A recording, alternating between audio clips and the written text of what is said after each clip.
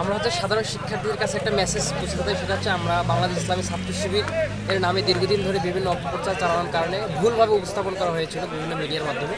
আমরা চাই যে এর মাধ্যমে আর কি এই কর্মসূচিগুলোর মাধ্যমে আমাদেরকে জানুক, আমাদের কাছে সাধারণ শিক্ষার্থীগুলো আসুক, এবং সবার প্রতি আমাদের আহ্বান যে আমাদেরকে জানেন, আমাদেরকে জেনে আমাদের সম্পর্কে মন্তব্য করেন, আমাদের কোনো ভুল পেলে আমাদের সাথে যোগাযোগ করে ভুলগুলো শুধরিয়ে দেন, আমরা সাদরে সেগুলো গ্রহণ করবো ইনশাআল্লাহ। আর হচ্ছে আমাদের কাছ থেকে কোনো যদি পরামর্শ থাকে আমাদের কাছে, সেই পরামর্শগুলো আপনারা দিবেন, এই আশাবাদ আমরা ব্যক্ত করছি। আসসালামু আলাইকুম।